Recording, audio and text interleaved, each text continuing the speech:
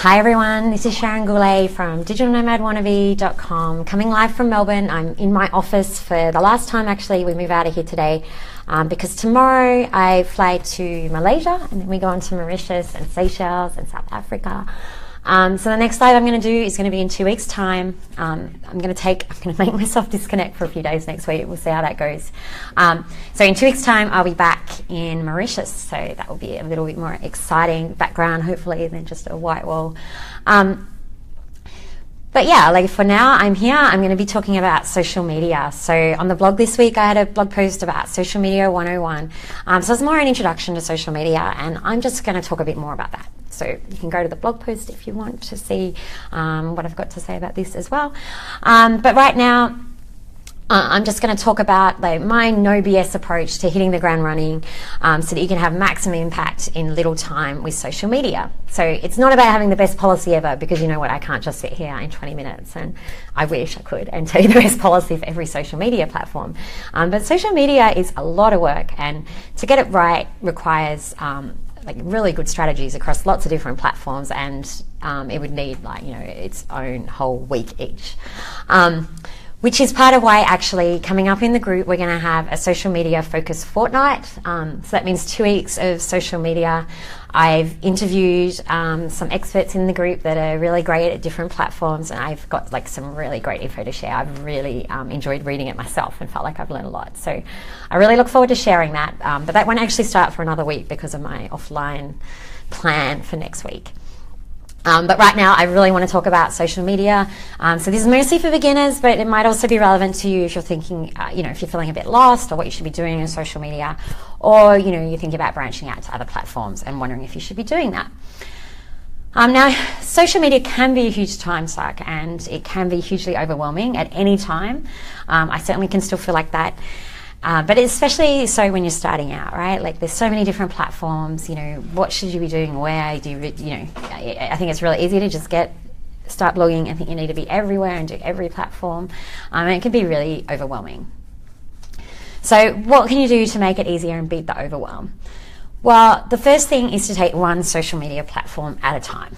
Okay, now it's super tempting just to be everywhere at once, but that's not really the good way to go about having a good presence anywhere, right? You just spread yourself too thin and it makes it really difficult. So take one at a time, although you might want to go and just sign up for a few and just reserve the URL, because it's really great if you can get the same URL as your blog name. So by this I mean, your twitter.com being we're Sharon.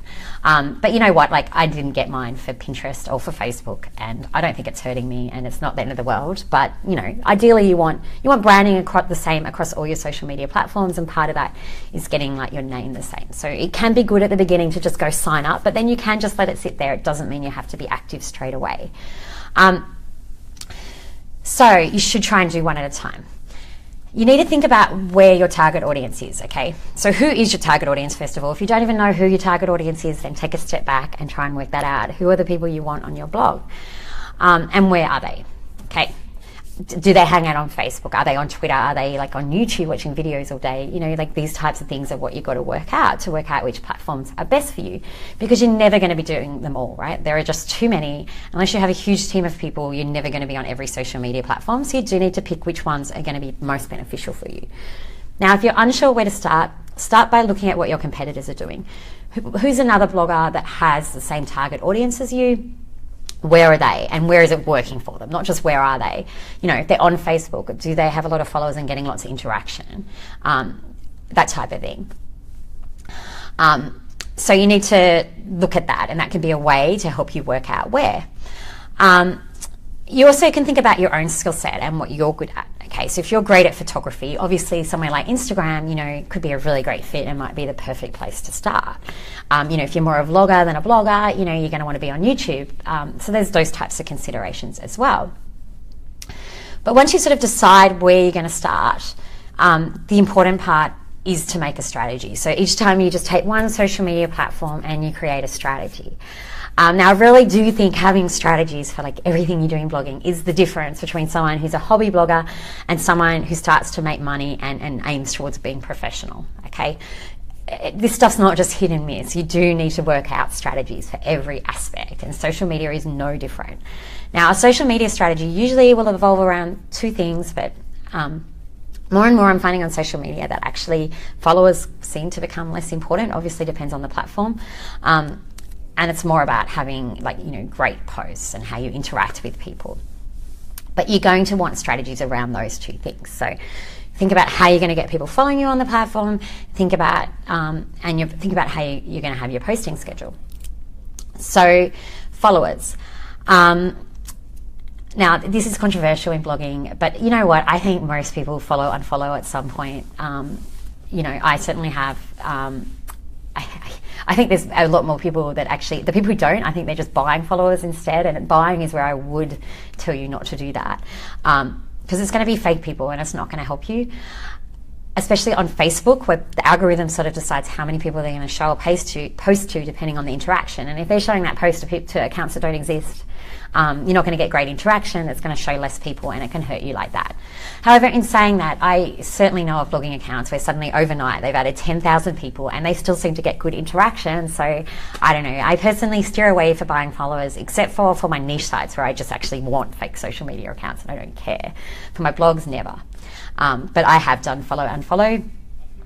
It's the easiest way to get a whole lot of followers, especially at the beginning when it just feels depressing when you don't have many people. So anyway, what's follow, unfollow? It's basically where you go follow a lot of people. Now, it doesn't work in every platform, but like Twitter, Instagram, Pinterest, I've done it on all of them. You follow a lot of people and then hopefully a lot of them follow you back, and a lot do. And then you unfollow people who didn't follow you back, or you may just unfollow everyone. So that's sort of that strategy. It's probably not going to give you people who are going to interact and be as engaged as much as just people who find you naturally, but you know what, I find it still works. And you can still get some great people there. I try and focus on following people that have an interest in your niche. So like Manage Flitter is a tool you can use for Twitter, and you can actually do filtering. So you might filter, like if you're a travel blogger like me, you might filter people who have an interest in travel, that have travel on their profile, just to get more relevant people. Or, you can follow people from an account. So someone who, like one of your competitors that has a lot more followers, you could go follow all their people. So you can do all of that. For Facebook, actually, this is another one I see criticised in blogging groups, but I really hate it when people seem to criticise it without having actually tried it. They're just like, I hate it in Twitter when I follow someone and I get an auto direct message asking me to like their Facebook page. Well, you know what, it works. That's my experience. Enough people would then go over to Facebook and like your Facebook page that I find it worthwhile. I do that.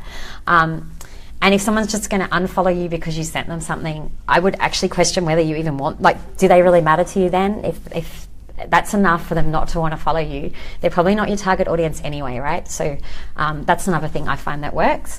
And on that topic, I would definitely say, try out these different things. Don't just go off your gut feel. Don't just go off the gut feel of people who don't have the success that you want. Okay, just try things out. Again, having a proper strategy and taking a business mindset with all of this, that's the way to progress forward. Now, a posting schedule, this is probably the bit that can really suck the time away, is working out what to post when. And this is the main reason why I say one social media platform at a time. You really need to put work into each one to get it where you want it to be. So say like Facebook, when I used to put a lot of effort into that, I must admit I don't anymore. But I would write a schedule for a week at a time. So on the weekend I would sit there and I would design my schedule for the week, and then the following weekend I'd really analyse what had gone well that week, and then I would do it again for the next week. And when I worked hard on that, I got really good interaction actually. It was by far the best time I've ever had on my Facebook page with everything, even though my follower number was a lot lower back then. So if you put the time in, it can really help. And that's the type of thing you need to do on each social media platform. You need to spend time playing with it, making a strategy, optimizing so you can get things as good as possible. And then you can somewhat automate a lot of it. And that's when you get the time saving, and then you have time to approach another social media. So there's lots of tools out there that will help you with automation. Facebook, you can just use their own scheduling. That's the best way to go. Twitter is one that I've always sort of just automated it all. So some of them you can kind of get away with that. You're never going to have it probably as successful as you want by just automating it all and not putting the real effort in. But Twitter is an easy one to somewhat automate. Just I have a spreadsheet for Twitter, So on one sheet, I have a whole lot of questions. So questions are something that work good on a lot of social media to get people talking. So I have a worksheet just full of questions related to travel. It's for Where's Sharon? So it'll be things like, would you rather go to the USA or England? Or what's your number one tip for saving money in travel? You know, just questions, and people do reply. So I've got all those in one sheet. I've got like 200 of them.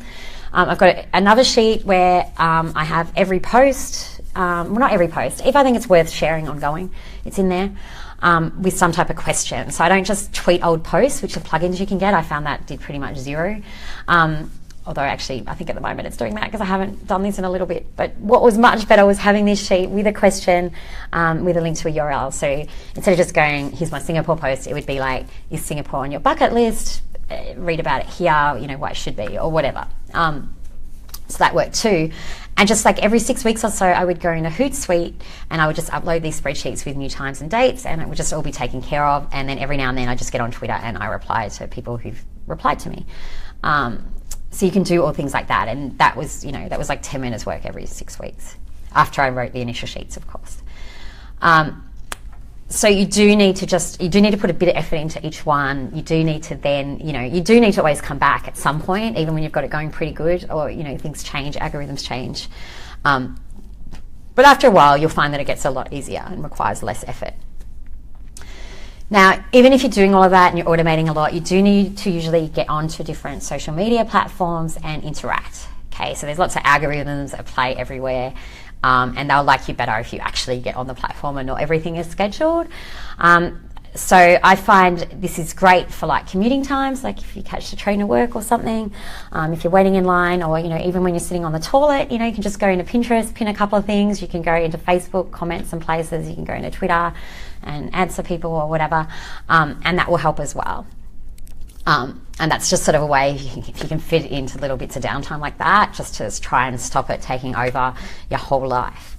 But yeah, I mean, and I should say with that too, doing that's not just about helping with algorithms or whatever. It's also, you know, if you interact with people, they interact with you. You know, you have to give out a bit. It's a good way to network with other people in your blogging community as well. And so there is a lot of pluses to that. Okay, so that was me just sort of talking in 13 minutes, some ideas for social media and getting started with it. Now, I'm the first to admit that I'm not a social media guru. There is some things I do pretty good, I think, mostly outside of social media. So what I've actually done for the D&W group coming up, we've got the social media fortnight, so 2 weeks all about social media coming up in a week's time. It's not just for beginners. There's lots of really advanced tips I'm going to share, because what I've done is actually interviewed experts in the group who are really good at a social media platform to give us lots of tips on what we need to be doing to improve. So there's some really great ones. I've already had some great ones, like from SJ, from Chasing the Donkey, about Facebook pages. Alejandro from, what was his, Mi Viaje del Mundo. Spanish is not very good. He's got some great tips on Facebook ads that really blew me away, actually. They really got me thinking differently about Facebook ads, so I'll be sharing that. I've got some Pinterest ones and from Lisa Buckles. I've got YouTube from Jolene, sorry Jolene. So there's some great stuff coming up. And that's certainly not just for beginners, it's for everybody. So I hope you'll join in there and share some of your own tips, and we can just all help each other get better. Nestor's laughing at me. Hi, Nestor. It's great always having you in here. I do have done a lot of Spanish studies, so I should be better at it. It's one of my life goals to be able to speak Spanish. Anyway, so yeah, we've got all that coming up in the social media fortnight coming up, so I hope you'll come and join in. And yeah, that's it from me for this week. I'll be back in 2 weeks from Mauritius. And I'm going to be talking about social media again too then, but I'm going to be talking about Facebook groups actually. I feel like I've learned a lot about starting and maintaining a Facebook group to help grow your community over the last couple of months, and so I'm going to be sharing all the great stuff I've learned about that.